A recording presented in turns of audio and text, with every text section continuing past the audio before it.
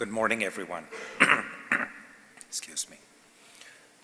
Most of what I'm going to talk about in this talk, you're not going to use directly on your patients. But pretty much everything I'm going to talk about is going to be behind everything you do with your patient, right from the time they walk into your office to the time they leave for home after their last follow-up with you post-intervention. So I'm going to talk a little bit of anatomy, a little bit of physiology, a little bit of physics, and then try and wrap it back to our patients. These are my disclosures. I have some federal funding, but none of them present any conflicts for this talk. So what do veins do? We're all familiar with their conduit function, transporting blood from one location to another, and of course, assisting in oxygenation. They also serve a very important purpose of storage, and this is very different from arteries. And this is what, in many ways, leads to the unique situations that we deal with in our clinical practices, the capacitance function of veins and their characteristics. And of course, they maintain cardiovascular stability by changing diameters and pressures. And here's a fun slide that I find to be one of the most fascinating aspects of the physiology of veins. These are very, very accommodative buggers. When you look at it, this is pressure and this is volume. And one of the most fascinating things about how highly compliant veins are, you can keep adding volume and the pressure doesn't change in veins because they're so accommodative. And it's only down the road that when you have raised the volume in the venous system to such a large extent that you start getting an increase in pressure. And this is something that's very important for us to keep in mind as we move forward. So what are the factors that help move venous blood? And there are many of them, unlike the arterial system. And we'll sort of walk through some of these because each of these contribute in their own unique ways to interact with the patients that we're seeing with venous hypertension and chronic venous insufficiency. And there are some intrinsic factors and some extrinsic factors.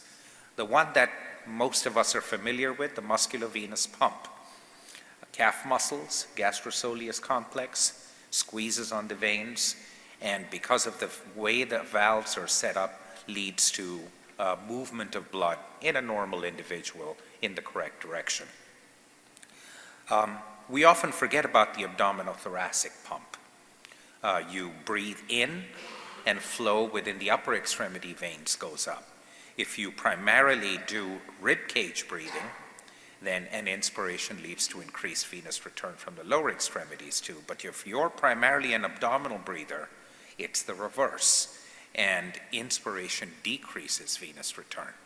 And so you have to be careful as you're evaluating your patients in terms of what kind of predominant breathing they're doing, and perhaps even coach them to alter their breathing patterns consciously, intermittently, and you will enhance venous return just by that simple coaching and training. The cardiac pump, again, is something we forget, even though it does not directly drive venous return, but indirectly it does, with left heart pulsations actually impacting the right atrium and right ventricle. And intravascular volume, something we always forget. A little bit of dehydration or a little bit of congestive failure, and you can alter pressures within the venous system dramatically. 4,000 ml of vascular volume will lead to literally no pressure within the venous system. And again, venous return. And as the pressure in the walls of the veins increases, the venous return will obviously respond to that. And of course, valve integrity, whereby reflux will lead to transmission of pressure down into the lower extremities. And we'll talk a little bit more about that later on. This is something I wanted to spend a couple of minutes on And we tend to forget this. When we are standing, we can anticipate 90 millimeters of pressure down in our feet just by virtue of gravity. And that's what we're up against when we're expecting our veins to decompress this pressure so that we don't end up, all of us, with venous hypertension and the sequelae associated with it. And this is how we can measure some of these things. If we were to stick a needle into a pedal vein, we would expect somebody standing to have a pressure of about 90 millimeters. But because of the combination of the musculovenous pump and intact venous valves in the lower extremities, just simple tiptoe maneuvers activating the calf muscles will drop the pressure down.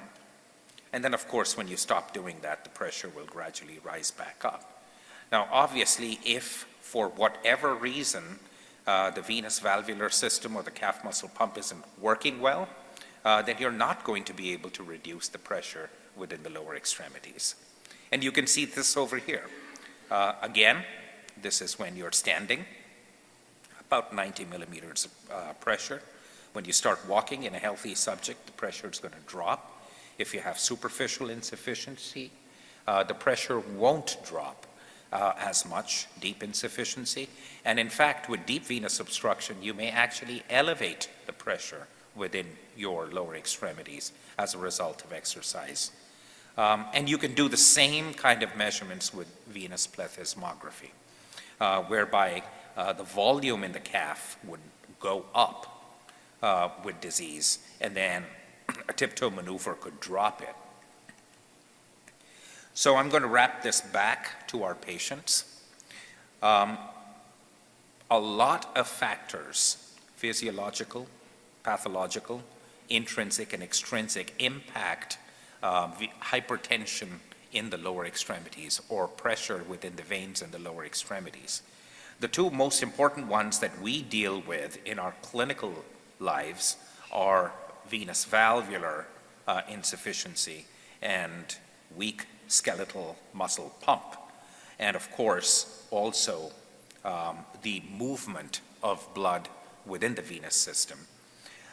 But back to what Jose had mentioned in his talk, it's not only the symptoms and the problems that the patient has come with to us. When we start moving away from pathology and start talking about wellness, a lot of these other factors need to get addressed in order to actually help all our patients with venous hypertension. So as long as we keep in mind the fact that there are several intrinsic, extrinsic, physiological, and pathological factors affecting pressure in the venous system in our lower extremities, I think we'll be able to do a much better job of taking care of our patients. Thank you all for your attention.